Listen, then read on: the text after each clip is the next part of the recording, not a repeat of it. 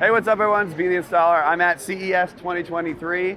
Wild times, not quite as busy as it was a little bit earlier this morning. Absolutely packed, but I wanted to give you guys the experience of being at CES. Instead of just seeing the booth and seeing what it's about, I want to go take you through the whole experience. So we're going to check out LG and Samsung and TCL, Hisense, Sony, all of those things and maybe more. Maybe see some celebrities, who knows. But let's get into LG because LG last year wasn't so great, but this year it's absolutely wild. Let's walk through and just show you the entrance to get into CES.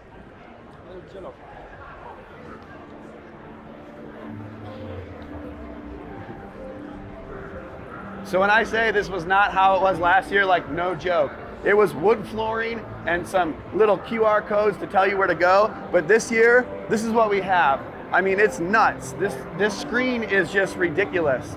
Floor to ceiling and above, it's like 180 degrees. You got mirrors on the ends. Probably one of the coolest displays I've ever seen. And you got a lot of other people that are like recording their videos. Again, it's kind of quieted down a bit, but still there's a lot of people kind of coming in and out. But let's move in because there's a couple of new things at LG that I want to show you. And one I can see right in front of us, which is the new M3 TV.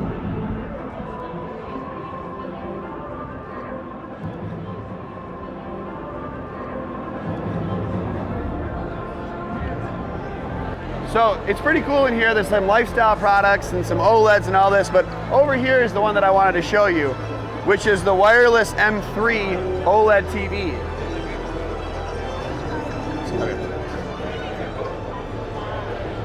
So we have a 97-inch OLED TV that has a zero connect box. I showed this in my other video, but literally there's nothing connected to the TV except the power cord.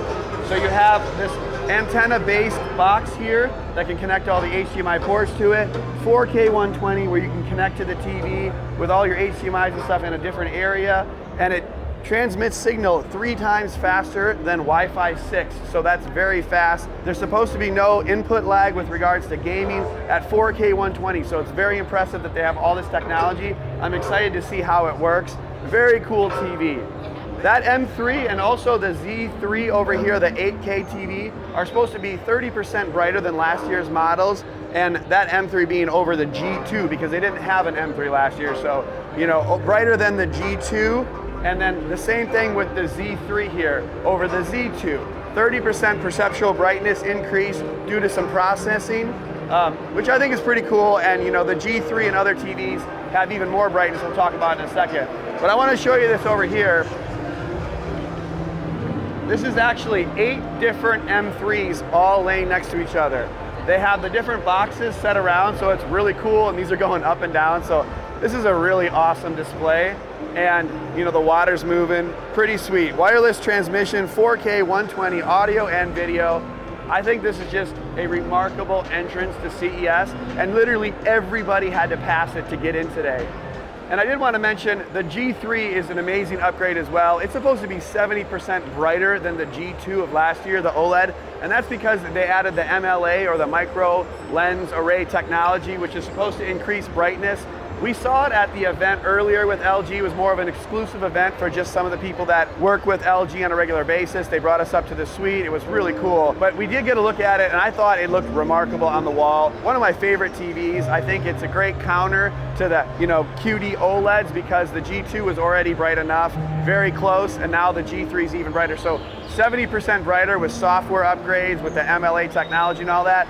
Fantastic. And they did have an OS upgrade as well, where some of the menus stack now, and you can kind of customize the menus. All the manufacturers have their GIs that are pretty cumbersome, so it's nice to have those stack where you can kind of pick which things you want where, so you can get into it a little easier. Let's go around here. I think I see Brian from Whisper Status or Brian Tech Therapy over here. What's up? So what do you think, Brian? How does that look? What's up, bro? It's pretty cool, oh huh? My God.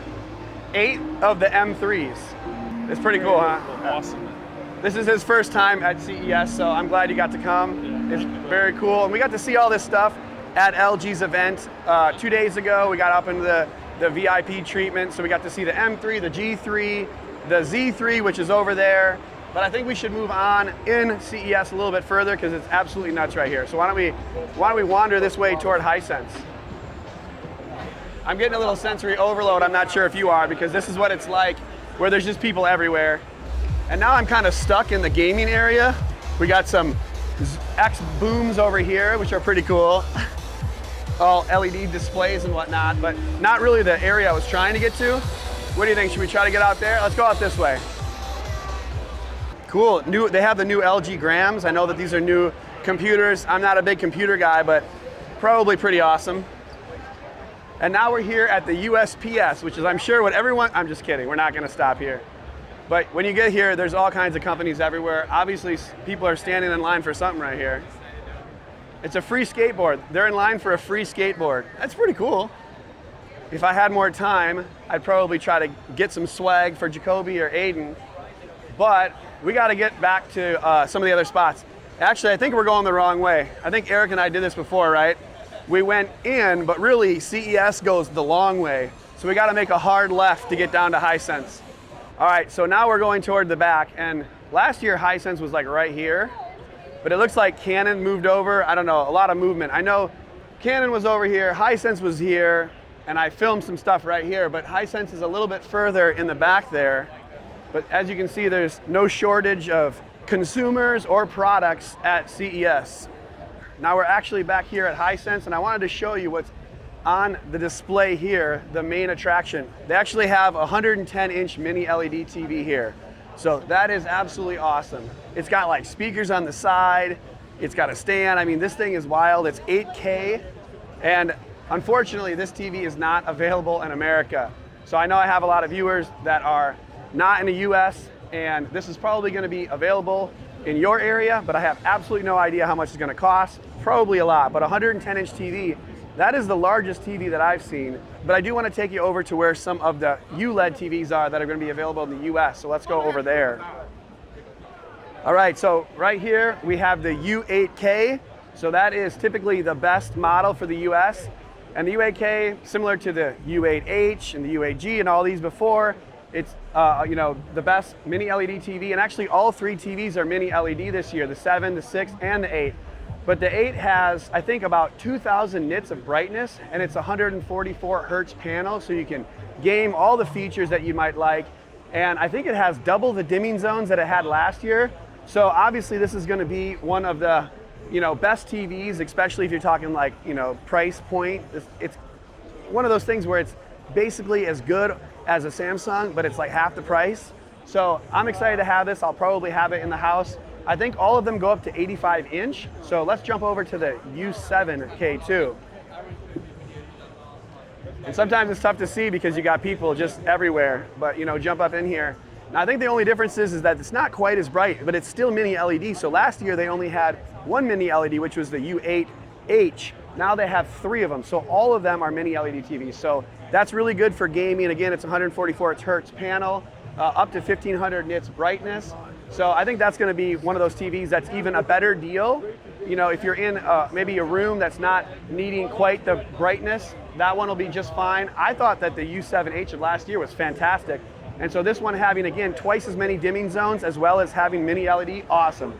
And then the U6K there is more of an entry level, but that's used to be a 60 hertz panel, and now it's a 120 hertz panel. So I think, you know, Hisense, there wasn't a lot of hype before. I didn't go to any events before this. But as you can see, fantastic TVs. And Hisense does have some laser TVs too.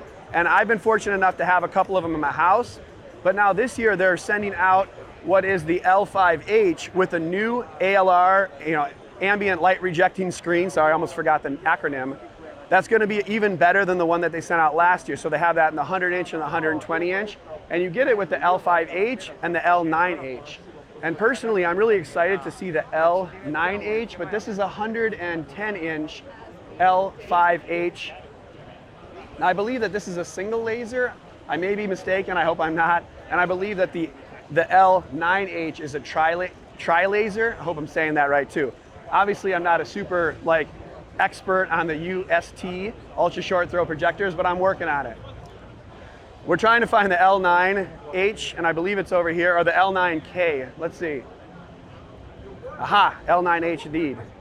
So here we have the L9H, and this is again on a 100-inch screen. Now this is a tri-laser, and as you can see, it's very colorful. And I think this is 3,000 ANSI lumens, so it's brighter than the L5. ULED, and I think the form factor is pretty cool too. It looks a little bit smaller and a little bit cooler than last year's model. They have the speakers that come straight out at you, so I mean, if you're sitting this close to it, that's money for a 100-inch. But you know, can it compete with a TV, like a 100-inch TV in a brighter room? We're gonna find out, because we're gonna be going to TCL and I'm gonna be showing you something awesome at TCL. So they also have an 8K laser. I believe that is an international only unit. It's gonna be coming to the US eventually, but I'm not getting super stoked on things that I can't actually test this year, so kind of a bummer, but we'll see what happens. And then here is another one.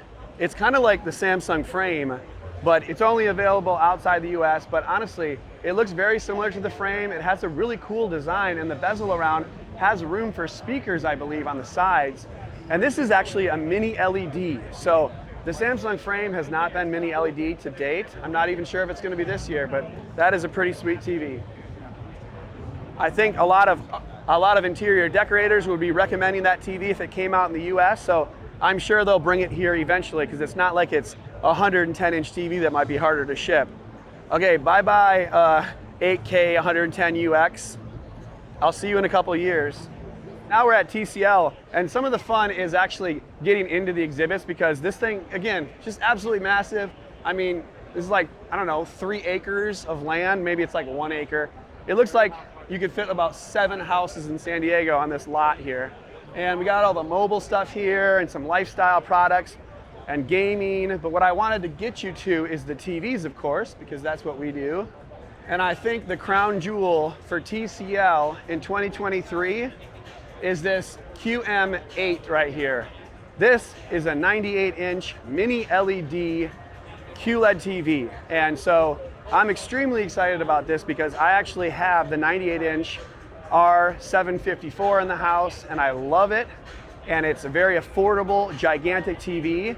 But I mean, this looks like it would blow it out of the water with its black levels and the brightness and mini LED and all that. So very excited. And this is a cool setup. You actually have 2 98-inch on this side, and then as you go around, they go down in size. I think on this side you have an 85-inch, which is great because there weren't a lot of 85-inch TCL TVs, and that is a really good 85-inch TV. And then you have 3 75-inch on this side. And I think they even said they're gonna be coming out with a 65-inch. I'm not sure if it's on the other side. I don't think it is. No, that's another 75. But I mean, these look fantastic. They look incredibly bright. They have very good black levels. I mean, you could not tell if that's an OLED TV or a QLED TV, besides the fact that that is way brighter than an OLED TV. So, I mean, give them props. This looks fantastic. And then of course you do have some other TVs. Now they went away from the 4, 5, and 6 series, and now they have the Q series and the S series. And I detailed some of this stuff in the other video I made about CES, but this is the Q7. And so this is kind of like the top QLED besides the QM. So it's kind of the middle one actually.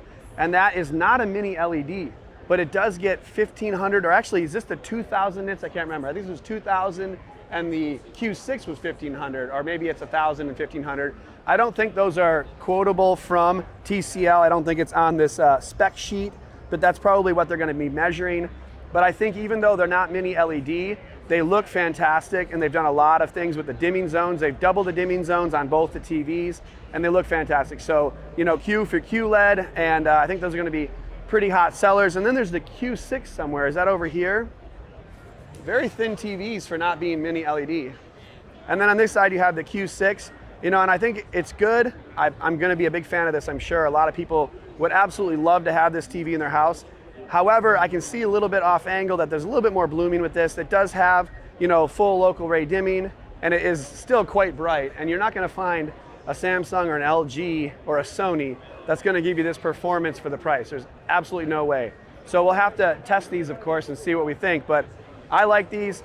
Definitely excited for the QM8. And then of course they have over here the TV that I have in my house that's kind of beaten the rest of the TVs in my house because of the value, the size, the price, the quality, all that, which is the R754 98-inch. They got a couple of those. So very, very impressive TV. And it was on sale for around $5,000. I think maybe something like a Super Bowl sale, maybe you'll get the price similar, where it goes from $8,500 down to $5,000 here in the US. And that I think made a lot of people jump on that. But that mini LED at 98 inch is probably going to be a lot more expensive. So we'll have to see about that. Got Bruce here from TCL. He schooled me, invited us up. Where were we at? We had the MGM Skyloft. Skyloft Suite. Honestly, that was nice, man. That was nice. I appreciate it. Thank you very much. Thanks for stopping by. Appreciate this is awesome. Very cool display. I like it, and I'm stoked for the QM8, man. That's going to be awesome. Can't wait. All right, man. Take care. All right, so that was TCL. So now we have to get to Samsung because I think it's right behind here. So just for scale, I don't know if you can see this, but TCL, there's Samsung, and there's Sony. A lot of walking to CES. This central exhibit hall is just one of many. So this is where a lot of large companies are. I think at the front door it said AV and gaming and VR and like, you know, all that kind of stuff. And there's some cool other things. There's a Bugatti in here, so that's pretty sweet. So this is Samsung. This is what you have to go through if you go to CES. I didn't have to go through that because I went to the first look 2 days ago. We got to see all the new products, the 2 different QD-OLEDs, the 77-inch that looks like an 8K QLED, which I thought was awesome, and I really want to have that in my bedroom. So we got to see that. Then we got invited into the innovation room where we got to see it compared against other TVs, other technology, and really differentiate and see why things are, you know, better or what is or isn't better. And I thought they did a great job showing how the blooming control on the new C series, the QN90C, was kind of the best of both worlds from the A and the B. A lot of this we can't show you because we don't have footage. We weren't allowed to take video in there. And then we were invited to a real special event at the Encore where we got to see the QD-OLED from Samsung Display, where they showed us how the sausage is made, you know, all the different improvements from 2022 to 2023, and it was very impressive. We got to see, again, comparisons between traditional OLED and QD-OLED. They had a master monitor. I believe it was an OLED mastering monitor, and I'm not the pro on that, so I don't know if that's the right way to say it, but something to show us what it should be like and what the QD-OLED looked versus the WOLED. And I thought it was really impressive how you could see the bright and vibrant colors and how they looked very similar. They had a Sony camera sitting there pointed at the 3 different colors of the RGB and then show us what it looked like on the WOLED versus the QD-OLED, and that was very impressive too, how much different they were. So all that stuff is very cool, and I'm a big fan of Samsung Display because they really brought it in 2022, and I think 2023 is going to be even better, especially with the 77-inch, which I'm definitely going to have. And besides the TVs, they also had awesome widescreen monitors. They have a new G9 OLED that's 49-inch, and then they also have a mini LED that's 57-inch. Now the mini LED 57-inch is a 240 hertz panel, which I think a lot of people would like, but I'd prefer the OLED just because it looks amazing. QD-OLED monitor. I don't even game, but I'm probably gonna start, or I'm gonna use it to watch Netflix on one side and edit some videos on the other. They also had some cool lifestyle products. They had the Premiere 8K, they had the Freestyle, they had the Sero, they had the new mount that can turn basically any TV vertically. So all kinds of cool stuff from Samsung. I think that's Paula Abdul right there. We're gonna try to get close up to her.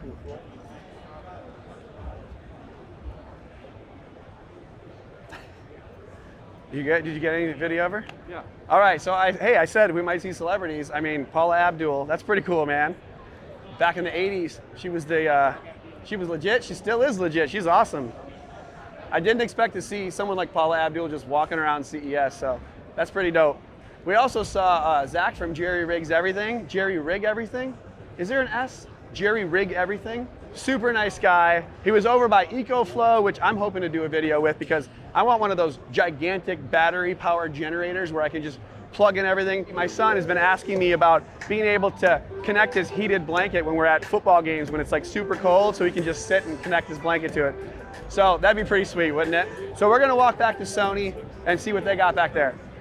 So we're walking to Sony, and it's far down here, but they got some cool stuff over here. I don't know what MRMC is, but got this huge, like, what is it, an animatronic, like, gimbal arm, and they got a guy on a motorcycle, and when he turns left and right, the camera goes around him and makes it look 3D. It's insane. I don't know, that thing, Eric and I were arguing if we think that that's $500,000 or maybe like $1 million for that arm. It's crazy.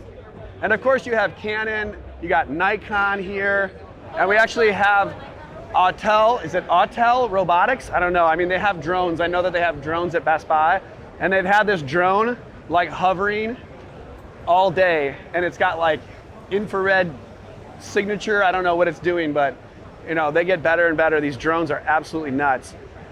I would love one of these. I have a DJI Mini Pro 3 or a Mini 3 Pro. I think that's how you say it. Which is smaller. I don't have a license to fly the big drones, but I would love to get one of those big ones. Here we go. Finally at Sony. So Sony's interesting because they actually have no displays here. So this is the second year in a row where Sony has not had a display at CES, even though they won the Innovation Award for the best consumer TV last year, I believe, with the A95K, but they didn't have it here. And I believe this year they're going to be coming out with their product lineup, you know, very soon after CES, or maybe it's a month or maybe it's two. So I'm very excited for the TVs, but it's just unfortunate that you come all the way here and now you're talking about VR2 and you got some gimbals and you have some mics and you have some cameras. But for a TV enthusiast, there are no displays here. And this is basically how it looked last year. This gigantic area, but there's not much here, to be honest. And so that's kind of unfortunate. This drone's actually cool, but it's just hanging by strings. So unlike AWOL, they're not brave enough to have their drone flying the whole time. But I think it's more about holding up the camera, really. I think that's probably a nice Sony cam. They did have the FX30 camera, which is a great camera if you're looking for it. I mean, we have the FX3, which is the big brother, the full frame. That's a crop sensor, but it's like $1,700, where mine was like $4,000. So that is probably all the great features of the FX3 rolled into an APS-C crop sensor camera. And then up here was where they had Tom Holland last year. I wasn't here for the press release, but you know, if there's no TVs here, then you know, what are we supposed to do? I can't really report a whole lot. I think I see a TV over there, but they're using it for other features, talking about all the different partnerships that they have. Manchester City, they got some cool 3D monitors or something here that we can check out, but not a lot of TVs. All right, so even though there wasn't much at Sony, I wanted to end on a positive note. And we did see something that was pretty cool. A lot of people asked me if 3D's ever coming back. And we got to see an ultra short throw that does 3D right here. So we actually have AWOL Vision here, the LTV 3500 Pro, 150-inch, 4K UHD, 3D triple laser TV. That's a mouthful. But this is in 3D, and I want to show you if you can we get a shot of it through the goggles? You think it'll work? Okay, so I'm not sure if that really helps you guys to see it, but it is pretty cool. Trust me, pop these glasses on. They actually have a micro USB connection right under the nose of the bridge, or whatever you want to call it, on the glasses. So they've been charging these suckers up because obviously with people coming through nonstop, it's kind of hard to see.